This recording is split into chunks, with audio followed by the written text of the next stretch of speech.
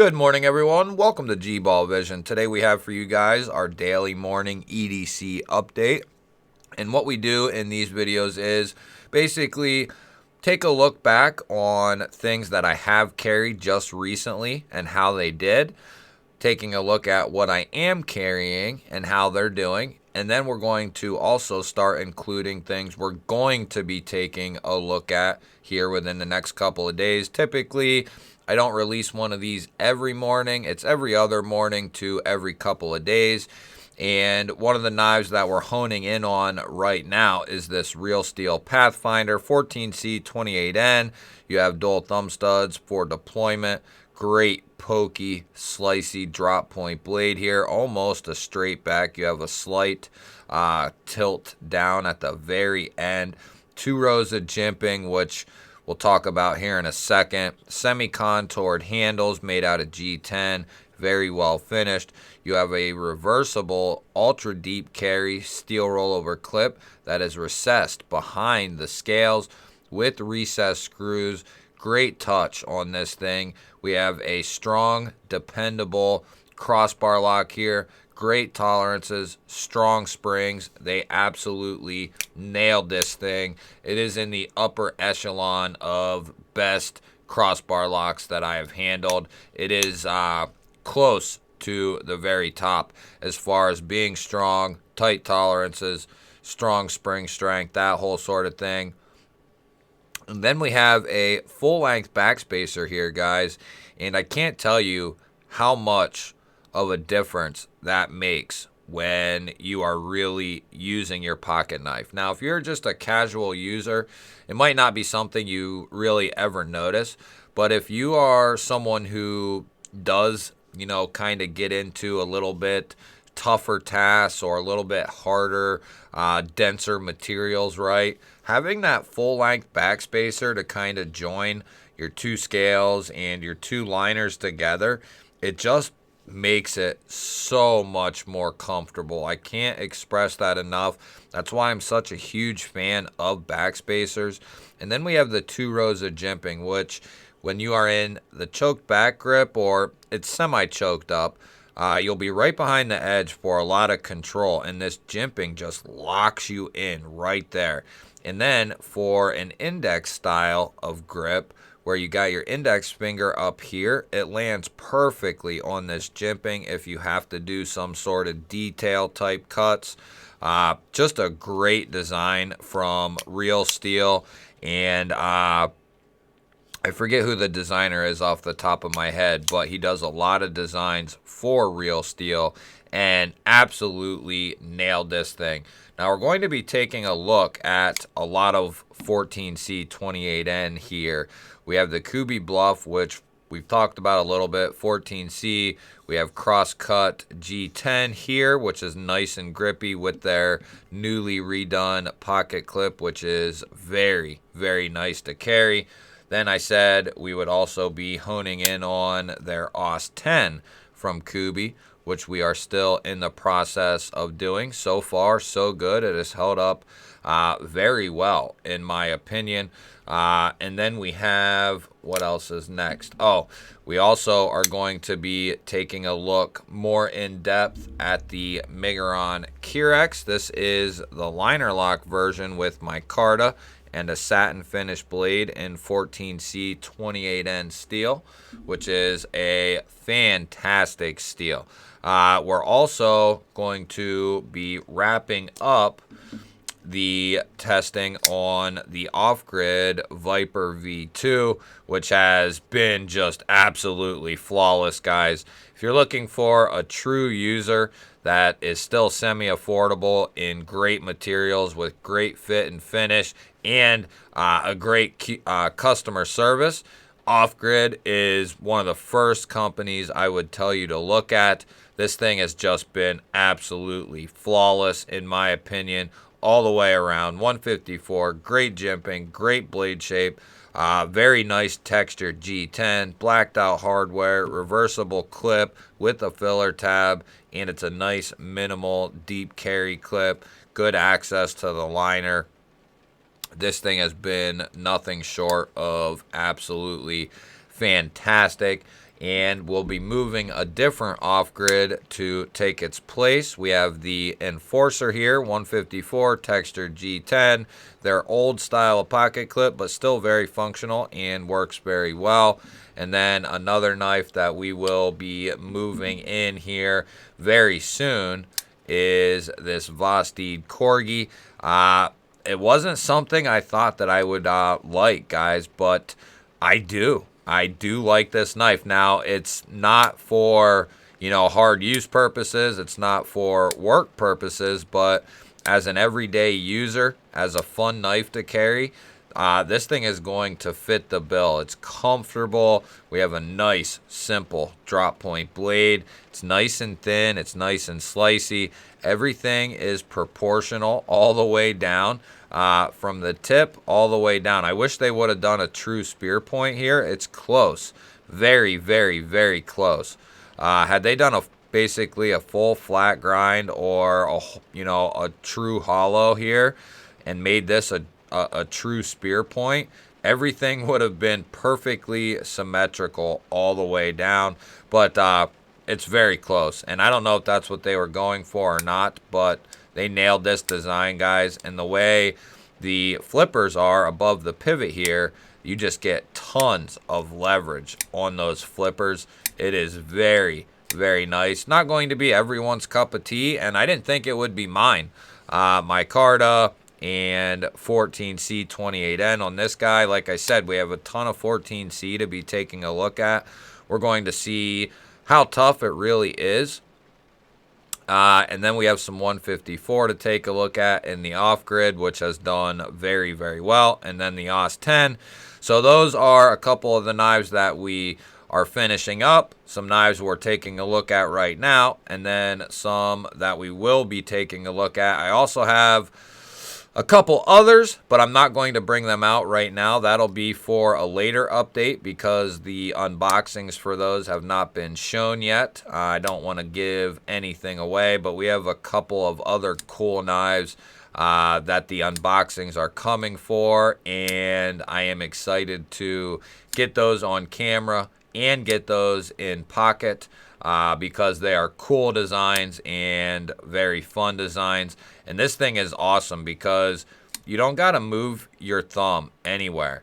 In this grip, if you're just if you have this casually in your hand and you go to flip it, you don't have to move your hand at all. The button is right there. And then they got this cool collar around the pivot and the button.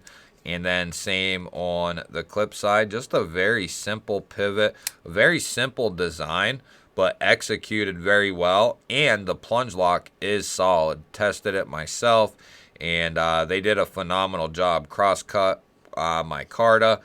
And you have a reversible left-hand carry pocket clip as well. So our lefty brothers can carry this comfortably. So those are the knives. Now, what we have as far as other EDC gear is concerned, we are going to be making the switch from this pouch. Now, I had some people ask, why am I going away from some of this stuff? And it's not, if there was issues or problems with stuff, guys, I would tell you. The simple fact that I'm changing things and moving on is only because we have other stuff to test and check out. I think it was about the Big Idea design pen. And this pen, guys, if you're wondering, is phenomenal. Absolutely incredible.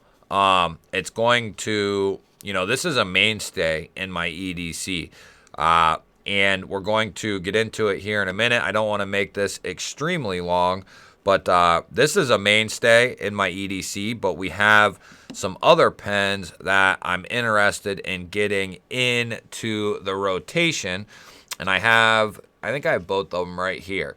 So we have the Bastion aluminum pen. I decided on 2 at least for now. We're going to just go with 1 and kind of stick with it. And then we'll go to the next one. But we have the Lynch Northwest tactile turn side click. So it's a collaboration with Lynch Northwest and tactile turn, which they are some of my favorite pens in the entire game. So it's a Big Idea though. and Bastion does a great job as well. But as you can see here, look at the size difference. So although a smaller pen like this isn't ideal for a lot of writing, one thing it is ideal for is easy to carry around. Doesn't matter if it's in a pouch like this or just sliding it in your pocket. This is not going to get in the way like some of these other pens might.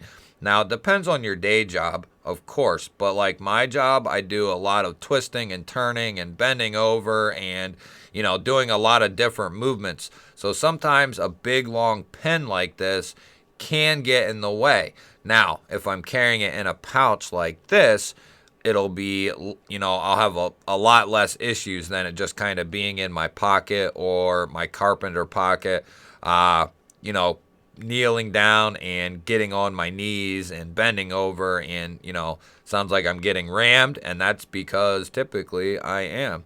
But it's just not as comfortable as this pen.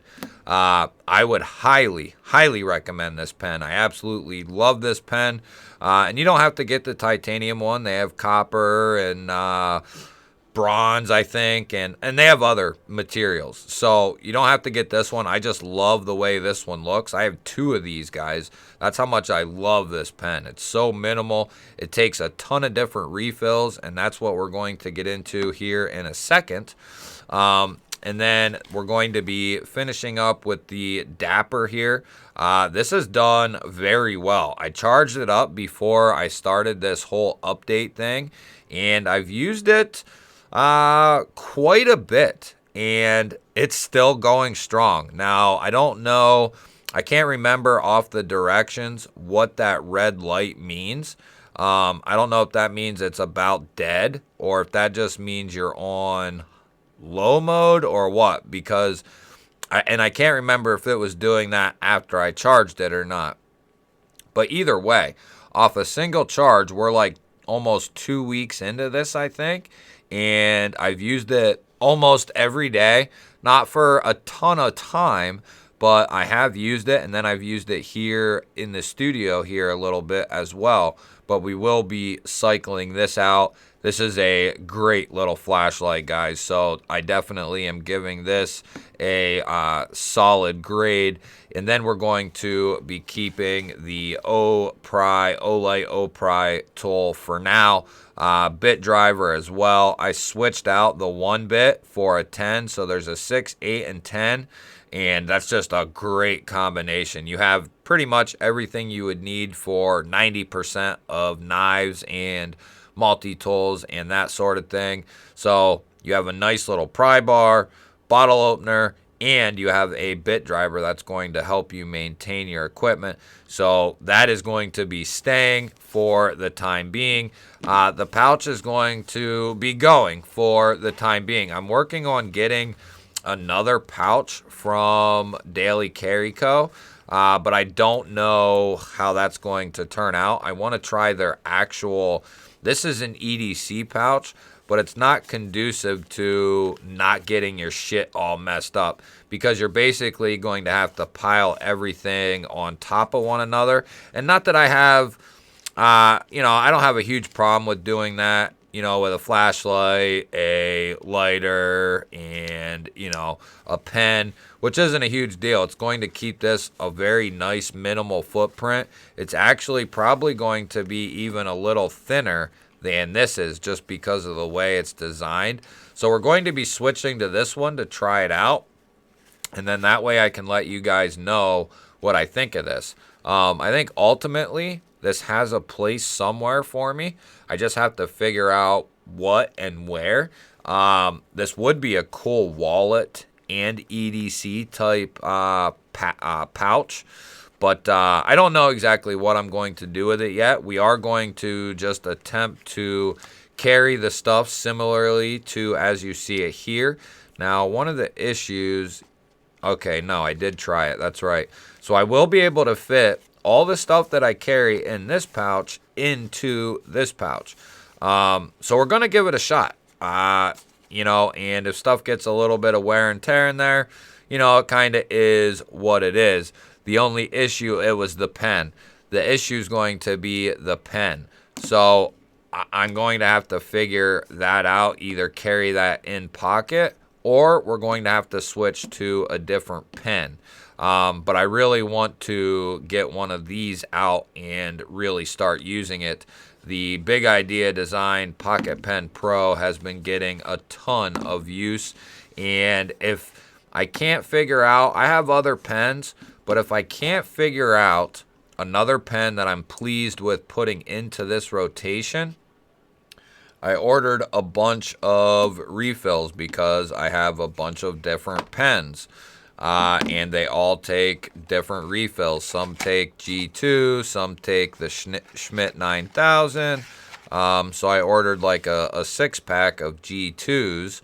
And what that's going to do for this pen, because of the way this pen is designed, it is designed in a way that you can put a ton of different refills in there. Now, I will save this refill here because we're only about halfway through, and I've used the piss out of this one.